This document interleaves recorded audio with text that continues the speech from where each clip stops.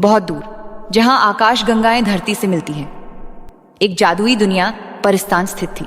रंग बिरंगे पंखों वाली परियां वहां खुशी खुशी रहती थीं। उनकी रानी अमारा बहुत दयालु और बुद्धिमान थी। उन्हीं में एक युवा परी रोशनी थी, जिसका दिल इंसानों की तकलीफों पर जल्दी पिघल जाता था। एक बुजुर्ग और अनुभवी परी जरीना भी थी, जो अक्सर युवा परियों को समझाती थी कि मानवीय मामलों में दखल सोच समझकर ही देना चाहिए। मानवीय दुनिया में परिस्तान की सीमा के पास बसे गांव सूरजपुर में दो अनाथ बहनें प्रिया और मीरा एक जर्जर झोपड़ी में रहती थी। माता पिता के साय से वंचित वे गांव वालों के कपड़े सीकर मुश्किल से गुजारा करती थीं। हाथ की सिलाई में मेहनत ज्यादा और कमाई कम थी। गांव में एक दयालु बुजुर्ग शंकर काका थे, जो उनके पिता के दोस्त थे और अक्सर उन बच्चियों की खैरियत पूछते और कभी कभी थोड़ी मदद भी कर देते थे। वे उनकी मेहनत और ईमानदारी के गवाह थे। एक सर्द रात जब प्रिया और मीरा भूखे पेट दिए की मध्यम रोशनी में सिलाई कर रही थी, परी रोशनी परिस्तान से उड़ती हुई वहां से गुजरी। उसने उनकी बेबसी, उनकी आंखों में छिपी भूख और फिर भी एक दूसरे के लिए प्यार देखा।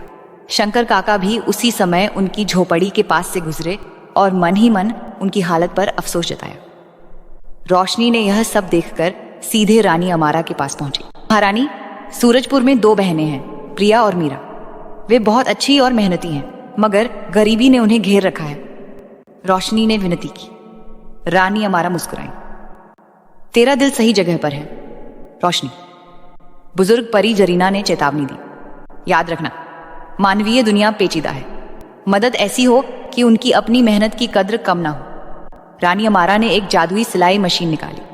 ये सुनहरी धातु की बनी थी, जिस पर इंद्रधनुष के रंगों वाले नगीने चमक रहे थे। ये बिना धागे के चलती थी और कपड़ों पर इतनी बढ़िया कढ़ाई और सिलाई करती थी कि देखने वाला दंग रह जाता। अगली सुबह परियों का यह अनमोल तोहफा प्रिया और मीरा की दहलीज पर मौजूद था। शंकर काका ने भी दूर से यह चमकती चीज देखी और हैरान हुए, मगर चुप रहे। बहनें डरते डरते मशीन अंदर लाईं। जब प्रिया ने कपड़ा उसके नीचे रखा तो मशीन खुद ब खुद चल पड़ी और पलक झपकते में एक खूबसूरत कमीज तैयार हो गई, जिसकी सिलाई में हल्की सी जादुई चमक थी।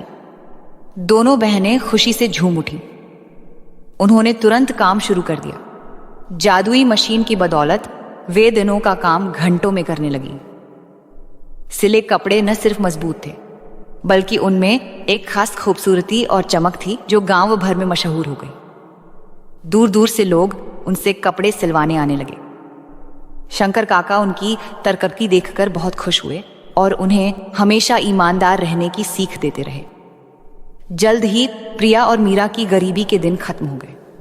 उन्होंने अपनी झोपड़ी की जगह एक छोटा सा पक्का मकान बना लिया। अब उनके घर में खाने की कमी नहीं थी, लेकिन कामयाबी ने उनके कदम नहीं डगमगाए। वे पहले की तरह ही दयालु और मददगार रहीं, मगर गांव में हर कोई उनकी खुशहाली से खुश नहीं था। एक अमीर मगर जलने वाली औरत ललिता थी, जिसकी अपनी कपड़ों की छोटी सी दुकान थी। प्रिया और मीरा की कामयाबी उसे बिल्कुल पसंद नहीं आ रही थी। वह सोचती थी कि इन गरीब लड़कियों के पास ऐसा क्या हुनर आ गया कि सब उन्हीं के पास जा रहे हैं। ललिता ने अफवाहें फैलानी शुरू कर दी कि जरूर इन लड़कियों ने कोई काला जादू किया है या चोरी का माल इस्तेमाल करती है।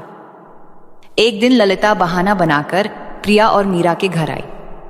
उसकी नजरें हर वक्त उस चमकती मशीन पर थीं।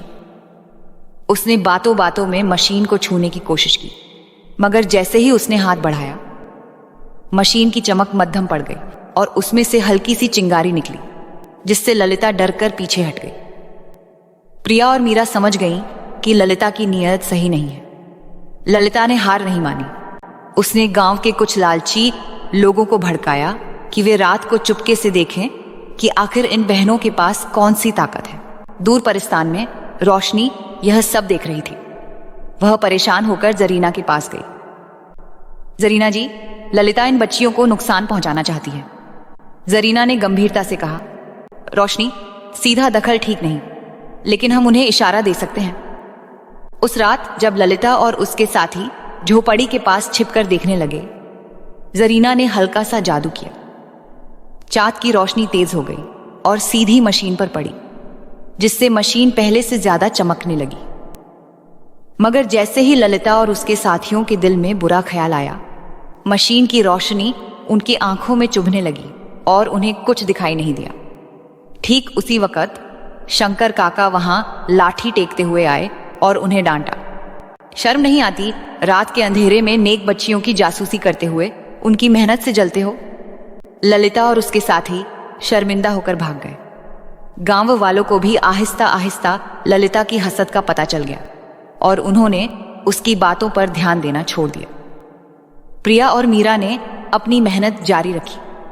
उन्होंने गांव की दूसरी जरूरतमंद लड़कियों को हाथ से सिलाई कढ़ाई सिखानी शुरू की। जादुई मशीन का रहस्य उन्होंने छुपा कर रखा। उन्होंने अपनी कमाई का एक हिस्सा गरीबों और अनाथों की मदद के लिए भी दान कर दिया। परिस्तान में बिल्लौर के बने एक शफाफ तालाब के किनारे बैठी रानी अमारा, रोशनी और जरीना मानवीय दुनिया का अक्स देख रही थी। तालाब का पानी एक जादुई आईने की तरह काम कर रहा था, जिसमें सूरजपुर गांव और खास तौर पर प्रिया और मीरा की जिंदगी साफ दिखाई दे रही थी। रोशनी की आंखों में खुशी के आंसू थे। देखिए रानी अम्मा, देखिए जरीना जी, वे कितनी अच्छी हैं। उन्होंने तोहफे को सिर्फ अपने लिए इस्तेमाल नहीं किया। जरीना, उन्होंने कहा, रोशनी, तुमने सही चुनाव किया था। असली इम्तिहान तोहफा मिलने के बाद शुरू होता है। मगर इन लड़कियों ने अपनी नेकी नहीं छोड़ी। उन्होंने न सिर्फ मशीन की कद्र की, बल्कि उससे मिली खुशहाली दूसरों में बांटी। और इस तरह परियों का जादुई तोहफा, प्रिया और मीरा की मेहनत, शंकर काका का साथ और उनकी अपनी नेकी ने न सिर्फ उनकी जिंदगी बदली, बल्कि पूरे गांव को यह सबक दिया कि हसद जलकर राख हो जाता है।